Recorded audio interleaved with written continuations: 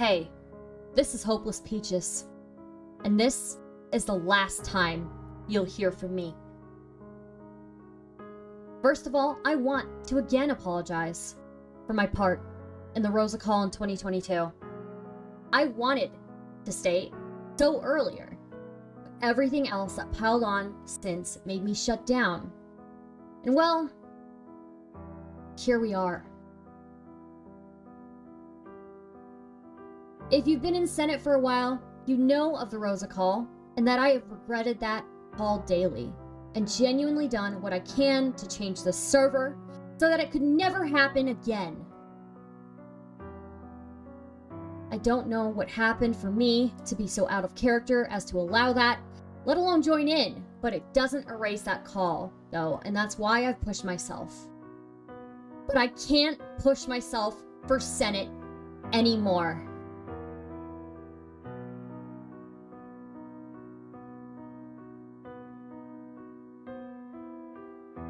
The reason I'm leaving Senate and why I've purged all my social media is to get away from Leo Convoy and to find myself again. I used to say that I had been abused online for 10 years straight, but it has taken me a long time to realize the abuse didn't stop and to say to myself that Thomas Guerra is an abuser. I used to say that I had been abused. Sorry, I already read that part. Scary to admit it, but I feel it's true. He isn't a child predator that I'm aware of, as some people have claimed, but that doesn't mean he's some savior of the innocent either. Thomas Guerra is a man who has taken in vulnerable people, most he knew as minors, who have trauma relating to sexual abuse by older men to fulfill his fantasy of a perfect family. All of us had been abused by older parental figures. Jordan, Jay, Opal, and myself. My groomer posed the same family dynamic.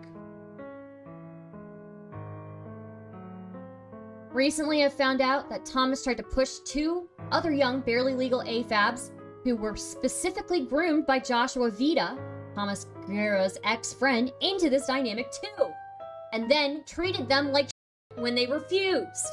All of us are AFAB, and all of us with deep-rooted trauma that made us susceptible to further abuse.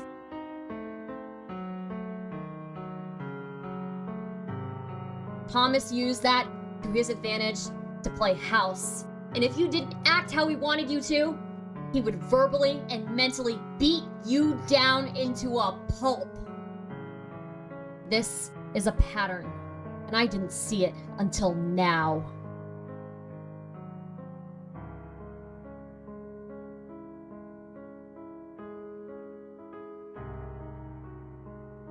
In late 2022, I just separated from an abusive partner, and was still coming to terms with the abuse I faced IRL and online, which is when I started talking to Thomas properly.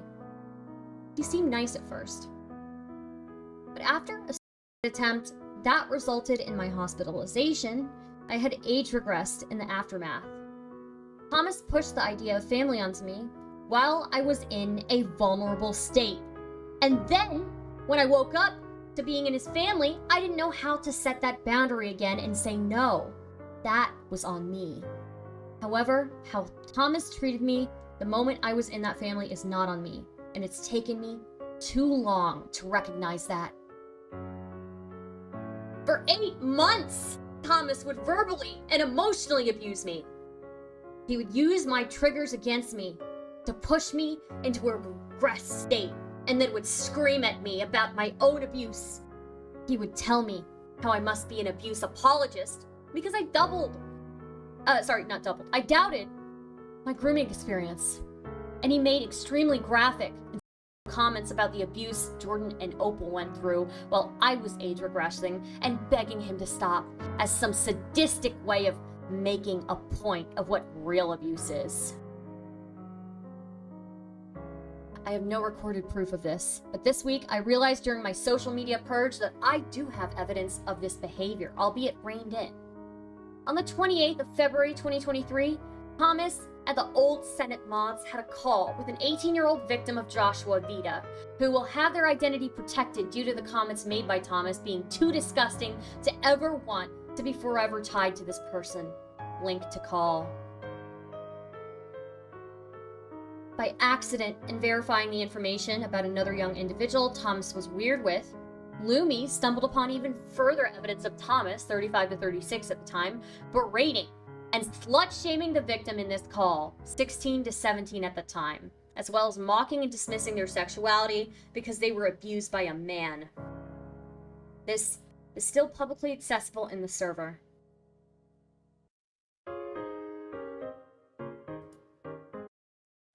Sorry, just... by the way, somebody said something here. Who said it? Somebody asked if Stardust is the... Is Stardust the female lyrics? No. Please never compare me to that again, okay? Please never compare me to that again. That is wild, okay? I'm sorry. You guys are allowed to like whoever you like, but no. do not compare me to that, okay? I certainly am not a fan of Brittany Simon, but do not compare me to that person either, okay? Anyways, resuming this. Stardust is best comparable to a banana. Exactly. Exactly.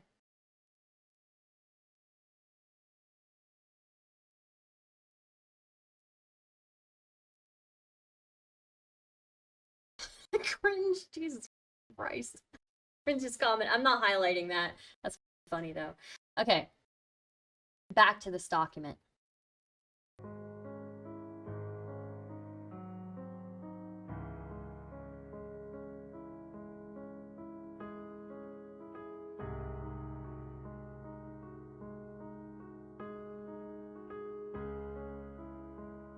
This behavior is proven in this call to have not changed, due to Thomas's continuous homophobic and slut-shaming comments. If this is how he would treat victims in front of other people, I hope you can understand, even in some small way, how he would treat me for 8 months straight behind the scenes when he can and has lied about the severity of what he did to me. How this victim was treated was disgusting, and I can assure it was not a one-time thing. Thomas Guerra keeps stating he has changed since the Rosa call in 2022, whilst lying behind the scenes and pretending the work me and Lumi did to restructure the Senate was on him alone, despite the fact that Lumi and I left Senate for a while because of Thomas's lack of accountability and refusal to let us put changes into place. We came back because we thought Thomas changed and genuinely wanted to have a better place for people, to later find out he only placated us because he ran out of mods. Thomas would say he wanted mods who would hold him accountable. But when I called him out for his continued ableism towards Rosa in February 2024, he snapped at me. And Hey Cosmic had to step in and stop him from yelling at me, only for him to then pull me into a private call and yell at me in there instead. On the 22nd of February 2024, Thomas had a call with a person named Raven from the SEC and was aggressive from the get-go, despite Raven being civil with him. Thomas then chose to, by his own admission, assess their cognitive ability in front of over 100 people. I asked him to stop. Lumi tried to make him stop, and then Thomas kept going, which made me have to server mute him. And he proceeded to get enraged at the mod staff, linked to call, and then came at me with only aggression about it when he heard from his wife that I was in distress and suicidal. Thomas has pushed me to the point of self-harm and even up to present day. I thought it was only me who was being affected, so I bottled it up. I wasn't always treated like shit, so I convinced myself it was fine. I was told to get over being sexually abused only a couple of months after it happened.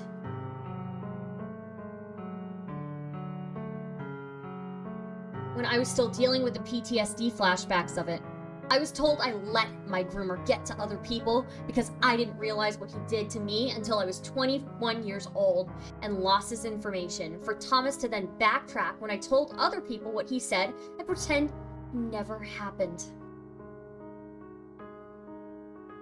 Recalling how he spoke to that victim in 2023, how he would use that same language against me for 8 months straight, how he defended Kumo pushing a girl to self-harm in February 22nd, 2023, how he's treated my friends, and recently how he's been using ableist language to justify the Rosa call and to justify embarrassing Raven. I realized I can't be his lightning rod anymore. After that point, I distanced myself from Thomas, since rewatching the recording of the call I made to protect myself after warnings from the mods. It made me reflect on how I've been treated for these past 2 years. I thought I could collect myself and understand how best to cut him off softly in a way he wouldn't blow up.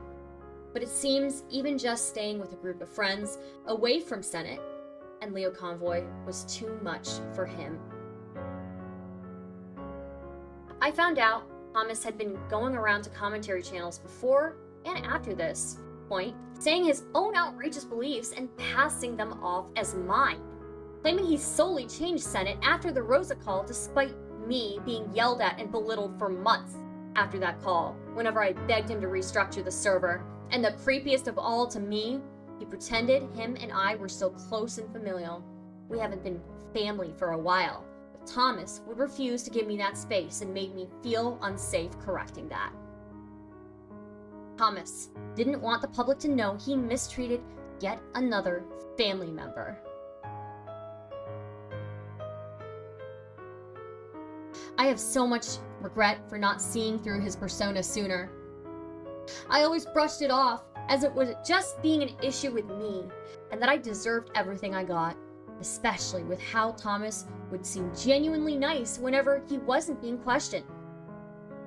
When the call in February 2023 happened, I was shaken to my core and regressed, and forgot most of everything, including the fact that I was the one who had the recording. I'm sorry. I feel stupid, honestly. Thomas would go to such extremes to make me feel unsafe, and that I had to be around. We'll see how this goes. Yeah, we'll see how this goes. It's still it's Moonlight Sonata, but yeah.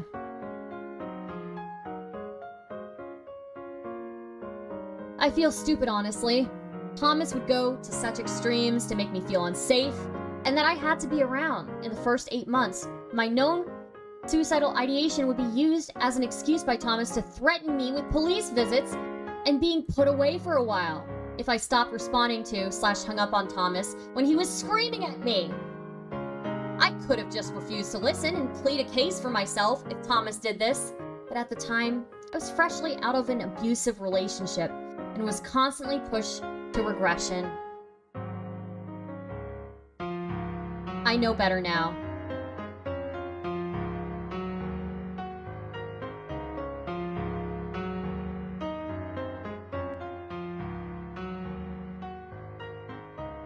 Thomas, a real father, wouldn't yell and scream at family.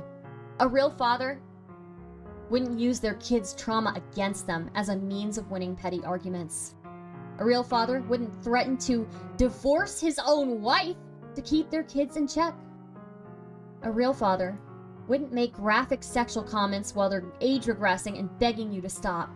Hell, a real father wouldn't take months, multiple scoldings, being cut off, and having your entire script reworked just to respect their family's gender, only to keep calling me your dear daughter, despite me being neither a woman nor a part of your family. Stop pretending we're close. Stop pretending you're looking out for me. Stop pretending we're in contact, full stop.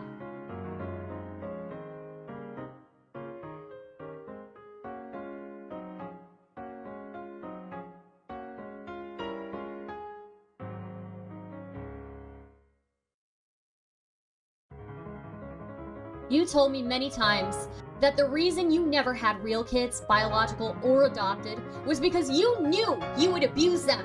If you knew this, stop beating down on vulnerable victims of sexual abuse and instead get some goddamn help. Also, stop pretending you care about victims of grooming. You found the information of my groomer, and all you did was use my abuse against me. Play it down because it wasn't Joshua Vita, and tell me straight you only desired to make fun of my groomer in a Senate call, not to help report his predatory actions. And you blame me, a victim of his, for his potential other predatory actions? I had deleted everything to be away from you, and to finally find myself. Respect that. Do not contact me.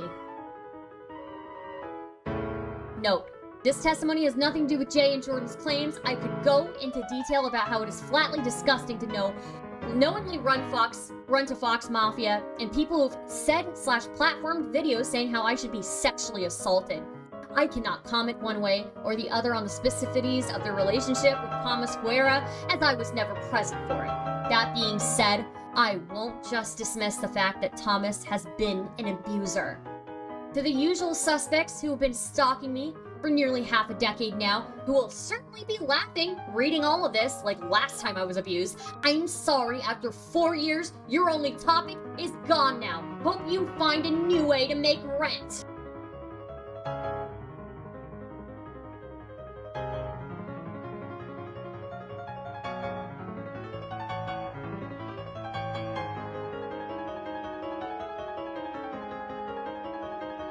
How do I end this off, guys? How do I end this off? That's the end of the document. Had to toss Omnia in there at the end. I know. Oh, this is getting so dramatic. That's the point of it. That's the point of it. What the fuck did I just watch? You watched me dramatically read a document that somebody put out, okay?